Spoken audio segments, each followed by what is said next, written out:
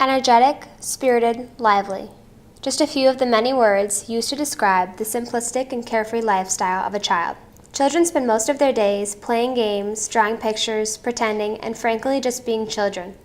However, not every child is given the chance to experience opportunities like this one. Some of them spend their days here, in hospitals just like this one. Every year, millions of children are born all over the world. Some of these children are healthy, and some of them are burdened with disease, forced to deal with its complications. Throughout these hallways are the faces of warriors, doctors, nurses, and most importantly, the patients. Children at every age travel to hospitals just like this one to fight the hardest war of their life, disease. Some of my favorite patients to take care of are my oncology patients. And so no matter how bad things are for them, no matter how lousy they feel, no matter what is happening with them, they are always able to, smile and just basic things. Make jokes, laugh at my dumb jokes, just make you really appreciate every day for what it is. And so I think that, I love seeing those kids, get better and start getting their hair coming in. And some of these kids I've never seen with hair. I don't even know what their hair looks like. And so they come back to visit later and you're like, oh my gosh, look how amazing you look. The chronic ones, you just try to get them through that crisis to live just a little bit more comfortable life. And it's fulfilling in the fact that you can help somebody in a crisis.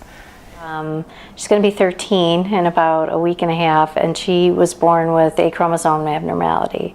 I would say probably the most significant way that she's probably changed me is I don't sweat small stuff at all. I'm like, whatever, She's almost passed away on us 3 times. So it's been 3 situations where, you're dealing with probably the most difficult thing you can deal with as a parent, the prospect of potentially losing your child. You try not to focus on the ones that you lose, because even though you do all the right stuff, sometimes it's just in the hands of a higher power.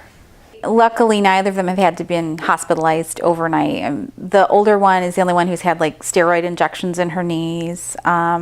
She goes in once a month now for IV infusions of her medication, but it's never an overnight thing yet. So I think that at his age, the kids are still, nice and supportive and understanding.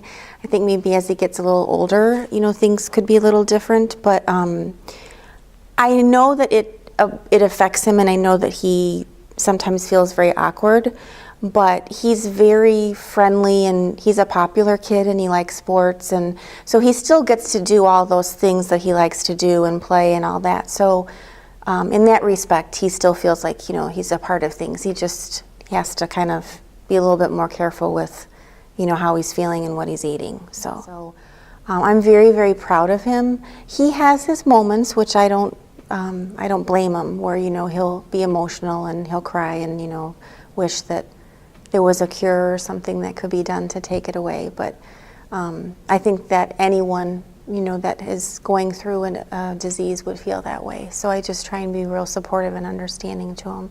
But he does a good job. I'm proud of him. Today, 127,000 children 19 and younger are living with diabetes. In the United States, 1 in every 11 children has asthma. Rheumatoid arthritis affects nearly 300,000 adolescents in the United States. 20% of people living with lupus are children.